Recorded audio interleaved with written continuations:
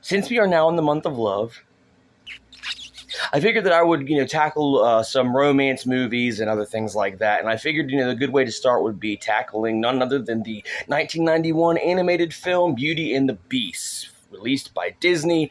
And it is, of course, a cult classic. Not really a cult classic, actually. It's just kind of a classic. People, when they really think of, especially like, you know, Disney, it's it really is one of the ones that's up there. And the story is based on a book from way back when, and it's been done multiple times into adaptations. Of course, there's the show that I've never seen, but it has the great Ron Perlman and the great Linda Hamilton. They are doing a somewhat of a newer thing from what I understand, but it is still Beauty and the Beast nonetheless. And it is originally based off the book, and it's been adapted a million times, like I said. And this seems to be, though, people come back to this one. This specific one was even re-released.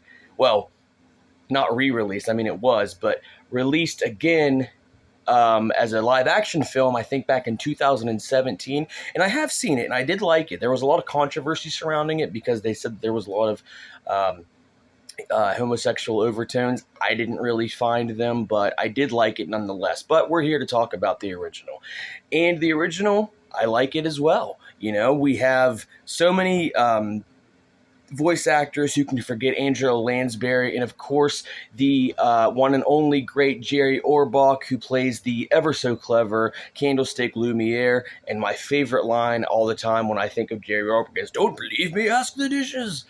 But it's just a great, solid film, and it's bright, it's colorful, it's really dark when it needs to be. Gaston is great; he's so funny as the antagonist, but he's not really like a bad guy till towards the end, which I always find interesting because he just is kind of the overconfident, boisterous douche, really, and he vies for Belle's affection, and he's just kind of annoying at first, but you still kind of like him. Like I said, he doesn't really become a bad guy till like the last third of the film, and I find that very interesting that it really is just focused on um, Belle and the Beast, finding out kind of their relationship and how it forms and how we see it blossom into the romance that it ends up being.